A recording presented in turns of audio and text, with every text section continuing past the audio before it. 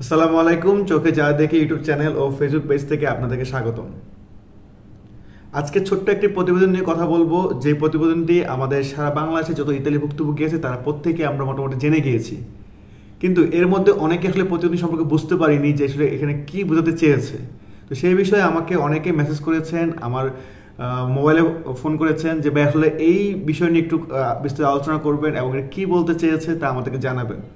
তো তার আগে বলিনি, যারা আমার চ্যানেলে নতুন এবং যারা এই ভিডিওটি দেখছেন আজকে প্রথম, তারা অবশ্যই চ্যানেলটি সাবস্ক্রাইব করে দিবেন এবং ভিডিওটি শেয়ার করে দিবেন, যাতে করে আপনার আমার মতো অন্যান্য ভুক্তভোগীরা নতুন নতুন যে আপডেটগুলো আমি দিয়ে থাকি এবং সঠিক যে খবরটি পেয়ে থাকি প্রতিদিন, সেগুলো আপনাদেরকে দেওয়ার চেষ্টা করি, সেগুলোর জন্য প্রত্যেকের মাঝে ছড়িয়ে যায় এবং প্রত্যেকে বুঝতে পারে। তো যাই হোক, ভিডিওটি লম্বা করবো না, চলেন আমরা মূল আলোচনা চলে যাই। প্রতিবেদনটি কী বলা হয়েছে আগে সেটি আমরা শুনে আসি, তারপর বিস্তারিত আলোচনা করব। ইতালি কর্তৃপক্ষ মাত্রা শহরে ৭২ জনকে আটক করেছে, যারা অবৈধভাবে বিদেশি কর্মীকে ইতালিতে আনার চেষ্টা করেছিল। তদন্তে ৫,১১৯ জনের জন্য ভুয়া কাগজের ভিসা আবেদন শনাক্ত করা হয়, যাদের মধ্যে ছিল বাংলাদেশ, পাকিস্তান, মরক্কো, শ্রীলঙ্কা, ভারত, সেনেগাল, মিশর ও আলবানিয়া থেকে আসা লোকজন। এই অপরাধের সাথে জড়িত ছিল বিভিন্ন ব্যবসায়ী, ট্যাক্স অফিস ম্যানেজার এবং যারা অবৈধভাবে ভিসা আবেদনের প্রক্রিয়া সহজ করেছিল। এর মধ্যে ৩৪টি কোম্পানি এমন আবেদন করেছিল যারা আসলে বিদেশি শ্রমিকের প্রয়োজনে নেই। ইতালি কর্তৃপক্ষ এসব ভুয়া আবেদন বাতিল করে, যার ফলে অনেক অবৈধ শ্রমিক ইতালিতে প্রবেশ করতে পারবে না। এটি একটি বড় সতর্কতা, যাতে কেউ অবৈধভাবে ভিসা প্রক্রিয়া জড়িত না হয়।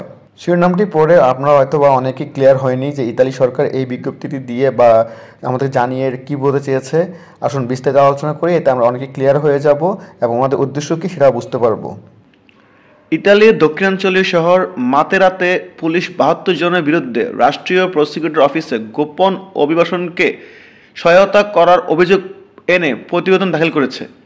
তদন্তের অংশ হিসেবে প্রতিবেদন দাখিল করেন তারা। বলেন যে ইতালির আর্থিক পুলিশ আর্থিক অপরাধ, কর ফাঁকি এবং চোরাচালান প্রতিরোধের জন্য দায়ী তারা, এবং ইতালির গার্দিও দি ফিনজা তারা ৭২ জনের বিরুদ্ধে গোপন অভিবাসনকে সহায়তা এবং মদত দেওয়ার অভিযোগে দক্ষিণাঞ্চলীয় শহর মাতেরাতে রাষ্ট্রীয় প্রসিকিউটর অফিসে প্রতিবেদন দাখিল করেছে।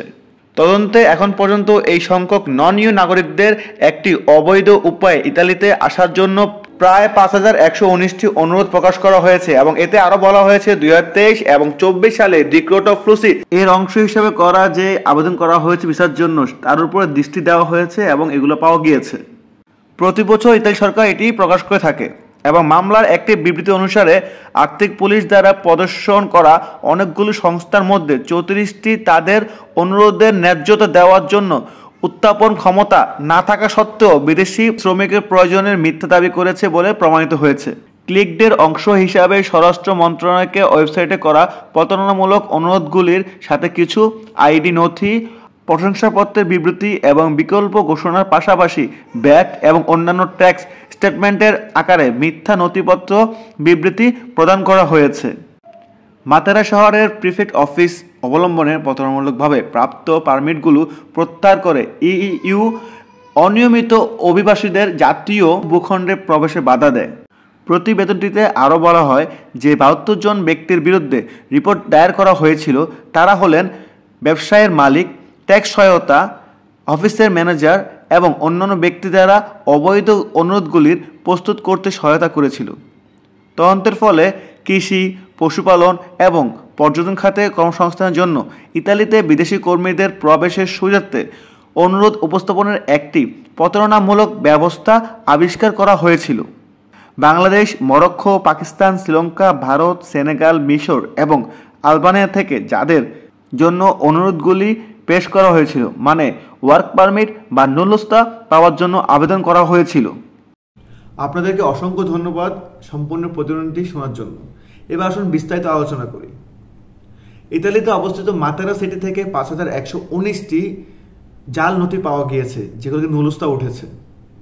তো সেই ৫,১১৯টি কিন্তু শুধু বাংলাদেশের জন্য নয়, বিভিন্ন দেশের জন্য। আমি প্রতিদিন বলে দিয়েছি এর মধ্যে ৫-৬টা কান্ট্রি রয়েছে, সেই সবগুলো মিলিয়ে আপনার ৫,১১৯টি নথি তারা জব্দ করেছে বা শনাক্ত করেছে যে এগুলা ডুপ্লিকেট, এগুলা অবৈধ পন্থায় এগুলা আপনার বের করেছে, মানে নুলস্তা বা ওয়ার্ক পারমিট যেগুলো বলে থাকি সেগুলা বের করেছে।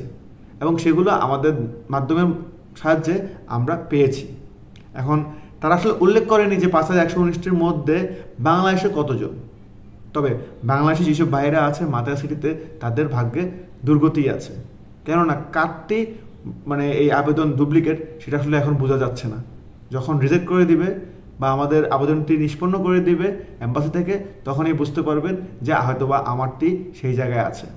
প্রতিবেদনটিতে আরও বলা হয় মালিকের কোনো কর্মী দরকার নেই, মানে বিদেশি কর্মী দরকার নেই অথবা কোম্পানির কোনো কর্মী দরকার নাই, কিন্তু পুলিশের সাহায্যে এবং বিভিন্ন সংস্থার অফিস কর্মকর্তাদের সাহায্যে এই উকিল অথবা মালিক জাল নথিগুলো বের করতে সক্ষম হয়েছে।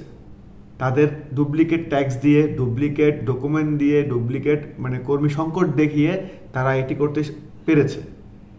তো আমার কথা হচ্ছে, এখন মাতারা সিটি যেভাবে এই 5119টি ডুপ্লিকেট আবেদন শনাক্ত করেছে, এরকম ইতালিতে বিভিন্ন সিটি রয়েছে, বিশেষ করে উল্লেখযোগ্য নাপোলি সিটি।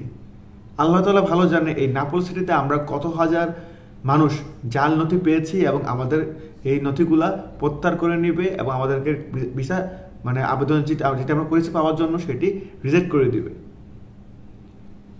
জানি না আর কত সময় লাগবে আমাদের এই জিনিসগুলো জানার জন্য।